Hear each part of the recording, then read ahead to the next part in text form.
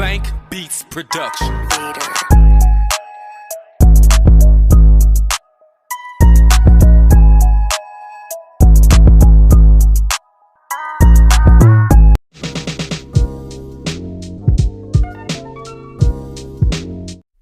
कुछ फिल्म हम मजे के लिए देखते हैं और फिर कुछ फिल्म ऐसी होती है जिसका मैसेज बहुत ज्यादा डीप या इमोशनल होता है। कौन सी मूवी किससे बेटर है ये मैं नहीं कह रहा, पर ये जरूर कह रहा हूँ कि जो मूवीज में स्ट्रॉन्ग मैसेजिंग और सच्चाई दिखाई जाती है वो आज के दिन में बहुत इंपॉर्टेंट है। कुछ मूवीज का इम्पैक्ट इतना ज्यादा होता है कि आपके दिलो दिमाग में वो घर कर लेता है।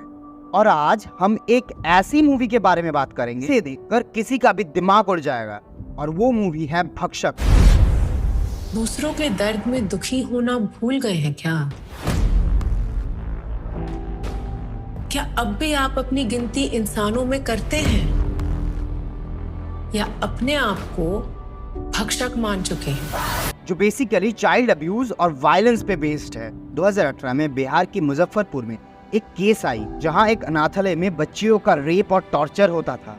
इस केस में जो प्राइम सस्पेक्ट था, जिसको फिर उम्र कैद की सजा भी हुई, वो बंदा एक एमएलए था and he dam owned that orphanage. और डायरेक्टर पुलकित की ये मूवी इसी केस से इंस्पायर्ड है। इतना कि भक्षक देखने के बाद जब मैं ये केस डिटेल में पढ़ा तो मैं काफी सारे पैरेलल्स एग्जैक्टली ड्रॉ कर पा रहा था दोनों के बीच में। और ये 2 घंटा 15 मिनट की फिल्म देखने के बाद आपको ये जरूर लगेगा कि आप कैसे दुनिया में जी रहे हो, क्योंकि जहां ऐसे लोग जी रहे हैं जिनके पास दिल भी नहीं है। इस पिक्चर को देखने के बाद आपको रोना आएगा, आपको डिस्गस्टेड फील होगा और आपको बेइंतहा गुस्सा आएगा प्रशासन पे। इस फिल्म का टॉपिक बहुत ही ज्यादा सेंसिटिव है, जिसका अंदाज आपको फिल्म की शुरू होते ही देखने को मिलेगा। फर्स्ट सीन में ही आपको लगेगा कितना हिम्मत होना चाहिए ऐसे टॉपिक पर मूवी बनाने के लिए। अनाथ का मतलब समझते हो?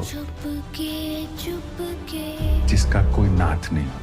फिल्म में एक अनाथालय है जहाँ कुछ लड़कियाँ रहती है, पर वहाँ उनके साथ कुछ ऐसा किया जाता है जिसका भनक और लोगों तक नहीं पहुँचता। मुनव्वरपुर बालिका गृह में बच्ची सबके साथ दुष्कर्म होता। किसी इंटरनल सोर्स के थ्रू एक पत्रकार का रोल निभा रही भूमि पेडनेकर को ये न्यूज मिल जाता है और फिर जिसके ऊपर वो जी जान से कूद पड़ती है। लेकिन ये याद रखना अरविंद कि अगर दूसरे की बेटी के साथ गलत हो रहा है, तुम्हारी बेटी के साथ भी होगा, इसलिए बोलना पड़ेगा अरविंद। फिल्म भले ही 2 घंटा 15 मिनट का हो, पर इसका हर एक सीन बहुत ज्यादा डीप और इम्पैक्टफुल है। इतना तो मैं जरूर कहूंगा कि ये फिल्म हर किसी को देखनी चाहिए, भले ही ये कमजोर आदमियों के लिए नहीं है, क्योंकि हमें अपना घर, रिश्तेदार के अलावा कुछ नहीं पता दुनिया में क्या चल रहा है। रेप, वायलेंस, छेड़खानी, दंगे, जिसके ऊपर कोई भी बोलना चाहे या एक्शन लेना चाहे तो पहले उन्हें ही चुप कराया जाता है। एक ऐसे समाज में रहते हैं जहाँ चुप रहना ही जरिया बन गया है। आप चुप हो तो आप सही हो, लेकिन एक आवाज उठाने से सही और गलत का बीच का फर्क एक चुप्पी से ज्यादा बड़ा हो सकता है। तो यहाँ इस फिल्म में बुरे लोग, कुछ अच्छे लोग कैसे होते हैं और किस हद तक वो जा सकता है, सब कुछ अच्छे से दिखाया गया है। जिसमें भूमि पेडनेकर की एक्टिंग तो बढ़िया है ही, बल्कि हमें आदित्य श्रीवास्तव की एक्टिंग में एक अलग ही चीज दिखी। इतनी सॉलिड रियल परफॉर्मेंस करी उन्होंने कि आपको उनके कैरेक्टर पे इतना गुस्सा आएगा कि आप घुस के मारना चाहोगे उन्हें। इतनी रियल टाइम एक्टिंग की उन्होंने। दुर्गेश कुमार को पंचायत के बाद इस मूवी में भी एक खास कैरेक्टर प्ले करते हुए देखेंगे। म्यूजिक की बात करें तो अनुराग शाकिया ने बहुत अच्छा काम किया। स्पेशली गंगा वाला जो गाना है, it is haunting to watch. भले ही शाहरुख खान खुद लार्जर देन लाइफ मूवीज कर ले, पर उनकी प्रोडक्शन हाउस रेड चिलीज ने कई सारे मास्टरपीस बनाई, और ठीक ऐसे ही भक्षक भी उनमें से एक है, जहां टॉपिक, एक्टिंग, परफॉर्मेंस और बीजीएम सब कुछ एकदम सही था। स्पेशली लास्ट में भूमि पेडनेकर की कैमरा में सीधा देखते हुए एक मोनोलॉग है।